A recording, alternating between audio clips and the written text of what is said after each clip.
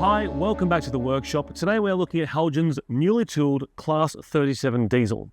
Now, Mike, of course, we had a full-size Class 37 at Model World Live just a few weeks ago. This year and over the past 12 months, the 37s have been very popular, especially in 00 scale. And now, of course, we have this new variant in O gauge. That's right, yeah, and it is a new variant. So the Class 37 story started quite a while back with Heljan actually in O gauge when they first started off by doing the centre head code versions with the original buffer beam fairings.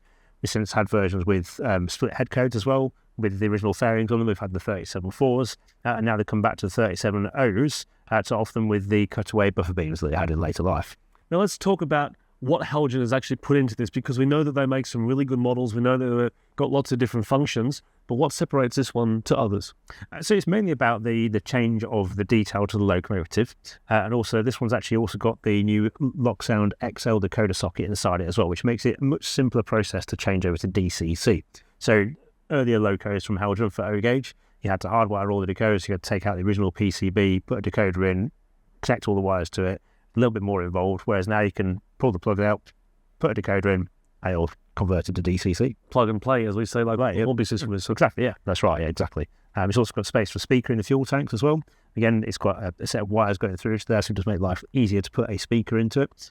So it's much more friendly in terms of its operation for a customer when it's converted to DCC.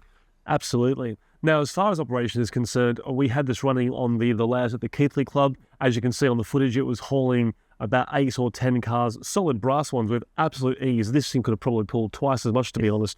I'm assuming that's because it gets a lot of its power out of the motor on both bogies. Yeah, it's a combination of things. So for starters, it's got a very heavy die-cast chassis. I mean, there's about 4 or 5 kilos of loco sat on the layout today.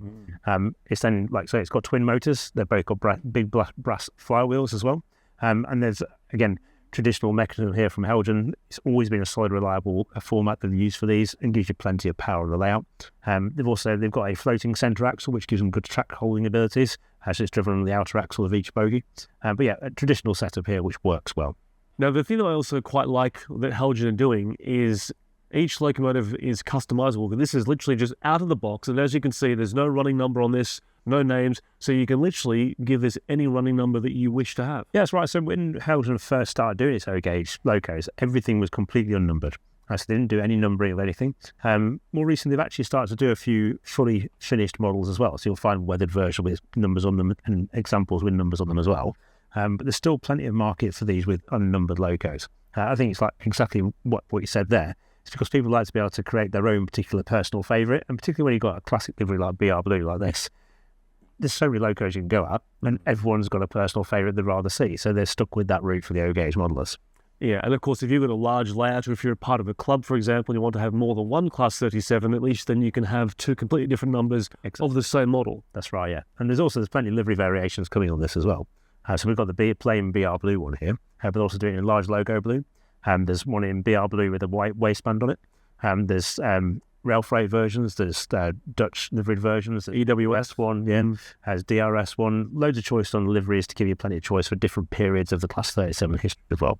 So for those people who are wanting to get their hands on one of these, when can they expect to see them in the shops, and how much are they going to sell for? Right, so as we're talking right now, they should be due any moment between May and June 2024.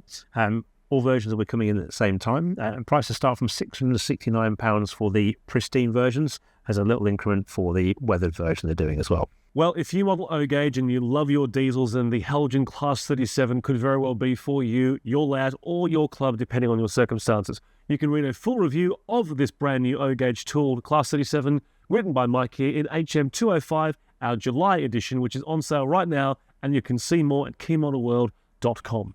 In the meantime, though, thank you for watching, and we'll see you next time.